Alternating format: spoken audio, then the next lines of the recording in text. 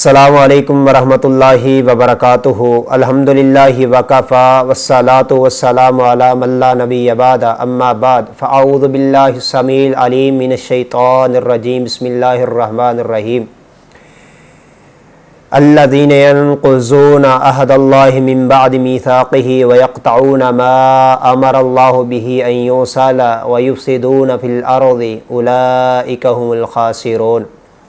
سامعین کرام، اس دور میں بھائی بھائی سے دور ہوتا ہوا نظر آتا ہے، بیٹا باپ سے خفا ہوتا ہوا نظر آتا ہے، بیٹی ماں سے دور جاتی ہوئی نظر آتی ہے، دوست احباب آپس کے اندر بغض، حسد اور کینہ کی وجہ سے ایک دوسرے سے دور ہیں، آپس کے اندر رشتہ داری کو توڑے ہوئے ہیں۔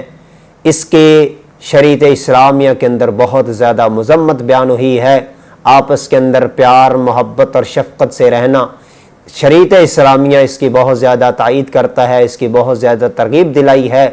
اور رشتہ داری کو توڑ دینا، آپس کے اندر نفرت، بغض، کینہ اور حسد کی بنا پر ایک دوسرے سے دور ہو جانا، اس کی بہت زیادہ مذمت بیان ہوئی ہے۔ جیسا کہ اللہ رب العزت نے فرمایا وَيَقْطَعُونَ مَا أَمَرَ اللَّهُ بِهِ أَن يُوصَلَ، وہ اللہ کے اس حکم کو توڑ دیتے ہیں جس کو اس نے ملانے کا حکم دیا ہے۔ وَيُفْسِدُونَ فِي الْأَرْضِ، اور زمین کے اندر فساد برپا کرتے ہیں۔ أُولَئِكَ هُمُ الْخَاسِرُونَ، یہ لوگ خسارہ پانے والے، نقصان اٹھانے والے ہیں۔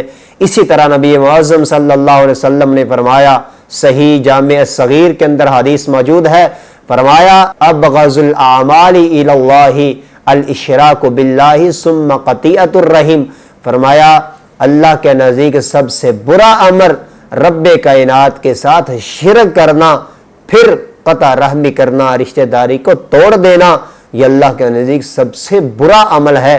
اسی طرح نبی کریم صلی اللہ علیہ وسلم نے فرمایا، مسلم کے اندر حدیث موجود ہے، لا يدخل الجنت قاطع رحم، رشتہ داری کو توڑنے والا جنت میں داخل نہیں ہوگا۔ اسی طرح ایک اور حدیث میں نبی کریم صلی اللہ علیہ وسلم نے فرمایا کہ کوئی گناہ ایسا نہیں ہے کہ اس کا کرنے والا دنیا میں ہی اس کا زیادہ سزاوار ہو اور آخرت میں بھی اس کو سزا ملے، سوائے ظلم اور رشتہ داری کو توڑنے کے۔